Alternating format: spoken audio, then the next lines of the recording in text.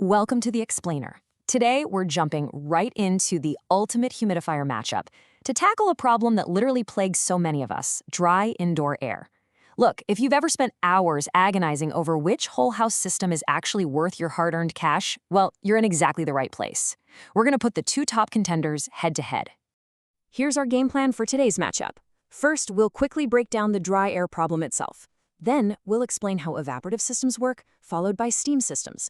Next up, we're comparing their costs and upkeep. And finally, we'll help you find your perfect fit. Let's get into it. All right, so are the dry winter months completely ruining your comfort?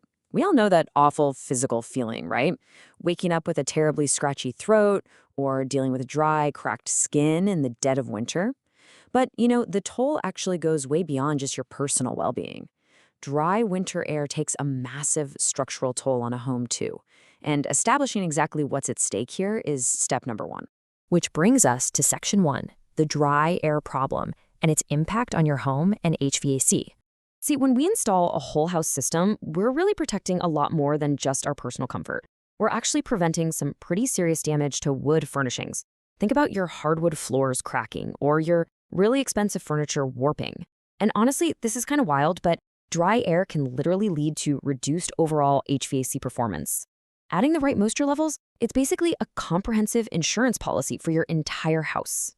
So let's look at our first option in Section 2, Evaporative Systems Explained, focusing on how those classic AprilAire style units work. Let's logically walk through the mechanics here, step by step.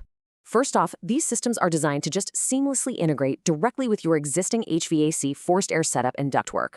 Then, as your system runs, it forces air right through an evaporative water panel, or a cartridge, inside the unit. It's this brilliant passive evaporation method that safely adds moisture to the airflow. And finally, they use a humidistat.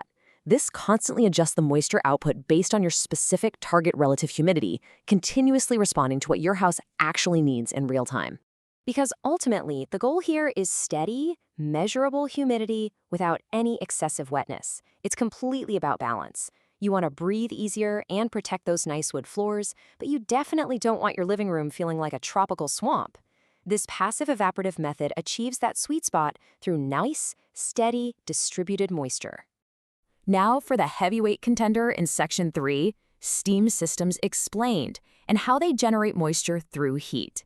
This active approach is a totally different ballgame. First, the unit takes water and actively heats it up to a rolling boil. Second, it converts that boiling water directly into pure steam. And third, it injects that steam super efficiently right into your duct airflow. So unlike the passive evaporation we just talked about, this is an active, high-output technology. It gives you incredibly strong control because it's generating the moisture itself, rather than strictly relying on the furnace's airflow to do the heavy lifting. But, and this is a big but, with great power comes the absolute need for precise control. You really have to be aware of condensation risk. That's the dampness you'll see on windows, walls, or surfaces. And it happens when a steam system is either oversized or just improperly installed. Because a steam unit introduces such a massive volume of moisture, getting the sizing right and ensuring proper duct integration is absolutely critical. If it's not set up right, you end up with the exact dampness you were originally trying to avoid. Talk about backfiring. All right, round 2, Section 4, Comparing Costs and Upkeep. This is the real head-to-head matchup. There is a really stark contrast in energy efficiency between these two technologies.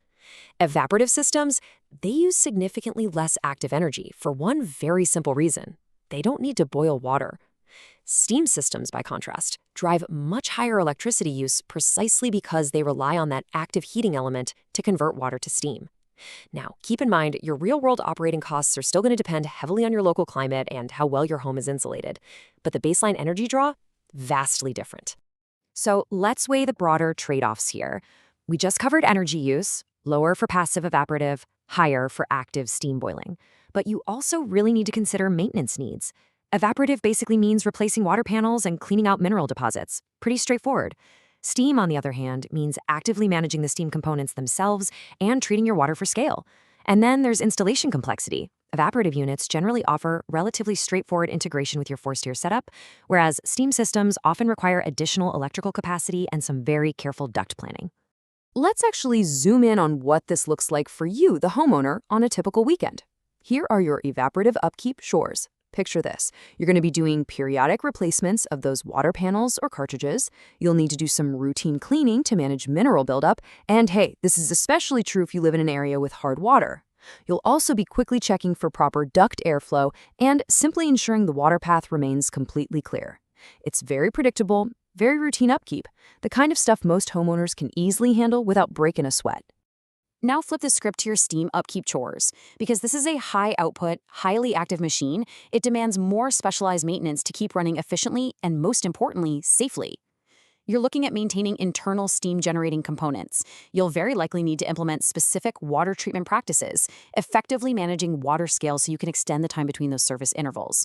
Plus, you've got to keep an eye on those higher electrical capacity requirements. It's definitely a more demanding system to maintain, but that's the direct trade-off for its powerful performance. Which brings us to our final round, Section 5, finding your perfect fit and making the right choice for your home. The reality is, there's just no single universal best system out there.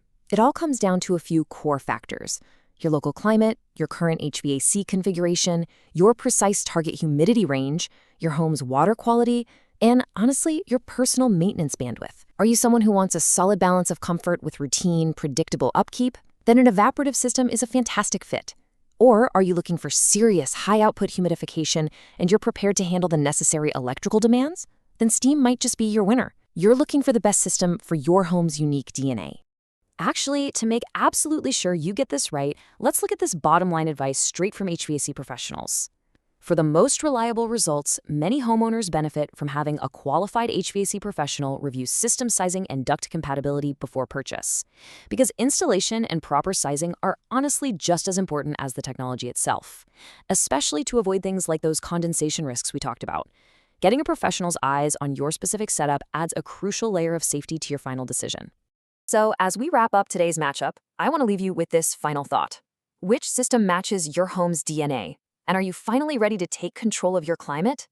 Whether you lean toward the efficient, passive simplicity of an evaporative system or the sheer high-output power of a steam unit, solving that dry air problem is entirely in your hands. Thank you so much for joining me on this explainer, for learning along with me, and I'll catch you on the next one.